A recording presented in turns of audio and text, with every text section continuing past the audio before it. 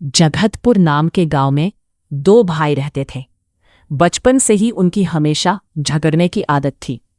इस वजह से बड़े होने पर दोनों साथ में नहीं रहते थे। दोनों के घर अलग थे। एक भाई हरिया बहुत अमीर था और दूसरा भाई रामू बहुत गरीब था। हरिया के घर में सब अच्छे अच्छे कपड़े पहनते, हर दिन अच्छा अच्छा खाना खाते और हर त्योहार धूमधाम से मनाते। उधर रामू के घर में एकदम उल्टा था। उसके पास अच्छी नौकरी नहीं थी, इसलिए घर में कभी पैसे नहीं रहते थे। पैसे की तंगी होने से उसके यहाँ ना किसी के पास पहनने के लिए ढंग के कपड़े थे और ना खाने के लिए भरपेट खाना।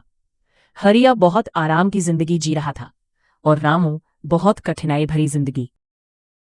रामू से अपने परिवार की बुरी हालत देखी नहीं जा रही थी। एक दिन उसने अपने भाई हरिया से मदद मांगने की ठान ली।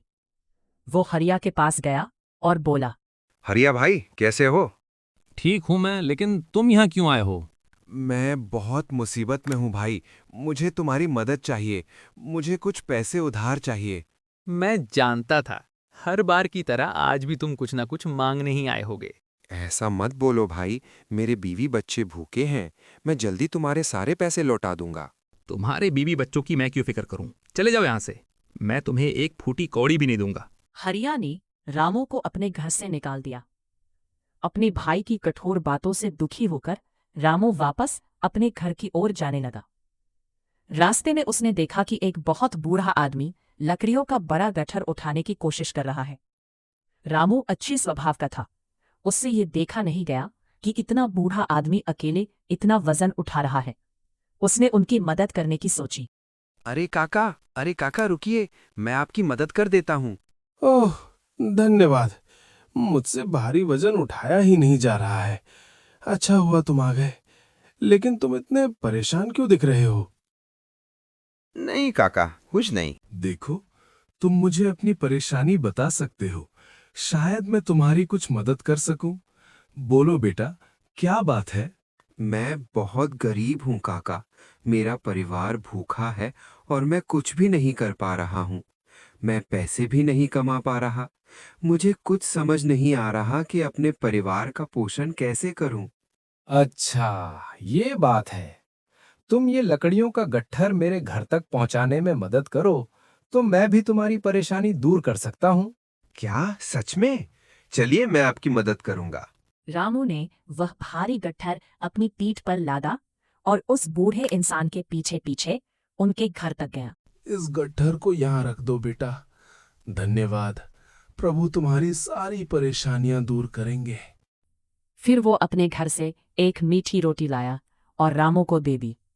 इस रोटी को लेकर तुम जंगल में जाओ। काफी दूर जाने पर तुम्हें आलू बुखारे के 3 पेड़ दिखेंगे। उन पेड़ों के पीछे एक छोटा सा पहाड़ है और पहाड़ के ऊपर एक छोटी सी झोंपड़ी। वहां 3 बौने रहते हैं और उन्हें मीठी रोटी बहुत पसंद है।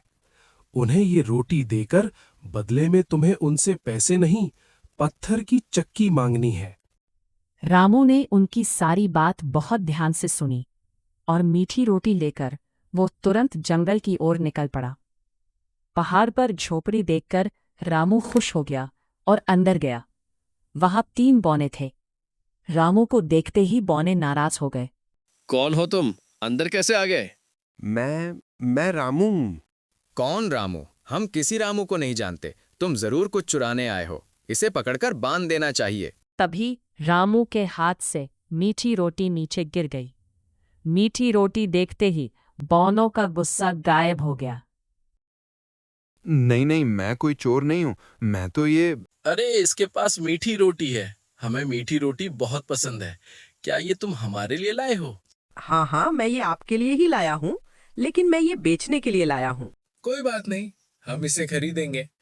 तुम्हें इसके बदले में क्या चाहिए? तुम जो चाहो ले सकते हो। धन्यवाद। मुझे इसके बदले में पत्थर की चक्की चाहिए। हमें मंजूर है। ये लो चक्की। बौने ने पत्थर की चक्की रामू को दे दी और उसे सावधानी भी बताई। ये कोई मामूली चक्की नहीं है। तुम इससे कुछ भी मांग सकते हो। जब तुम इसे पीसोगे तब ये चक्की तुम्हारी हर इच्छा पूरी करेगी।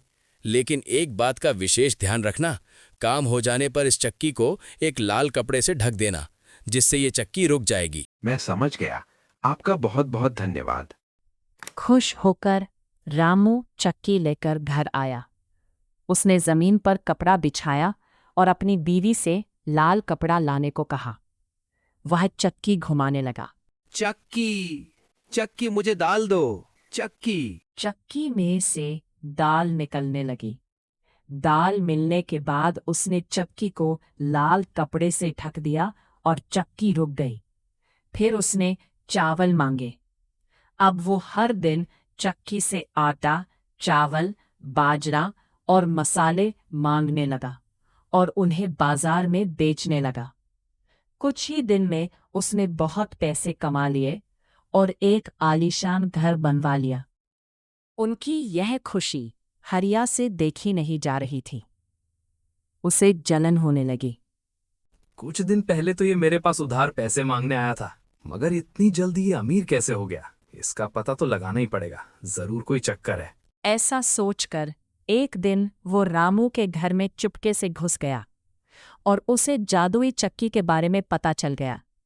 अगले ही दिन उसने चक्की चुरा ली और अपने परिवार के साथ गांव छोड़ने का फैसला किया।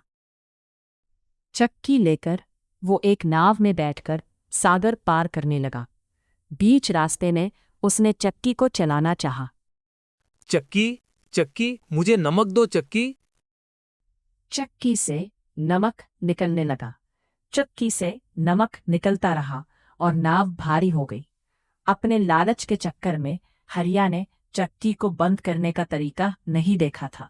नमक के भार से नाव डूब गई और हरिया का पूरा परिवार सागर में डूब गया। फिर भी चक्की से नमक निकलना बंद नहीं हुआ। आज भी उस चक्की में से नमक निकल रहा है। शायद इसलिए समुद्र का पानी खारा होता है। तो दोस्तों, इस कहानी से हमें ये सीख मिलती है कि हरिया ने अपने भाई की सुख शांति देखकर जलन की और चक्की चुरा ली। उसके लालच और चक्की को रोकने का तरीका ना जानने की वजह से अंत में उसका पूरा परिवार डूब गया। ये दर्शाता है कि लालच बुरी बला है। दोस्तों, उम्मीद है आपको रामू और हरिया की ये जादुई चक्की वाली कहानी पसंद आई होगी। ऐसी ही मजेदार, जादुई और सीख देने वाली और भी कहानियां देखने के लिए अभी हमारे चैनल इन्फिनिट कार्टून टीवी को सब्सक्राइब करें और बेल आइकन दबाना ना भूलें ताकि आप अगली कहानी मिस न करें। देखते रहिए इन्फिनिट कार्टून टीवी।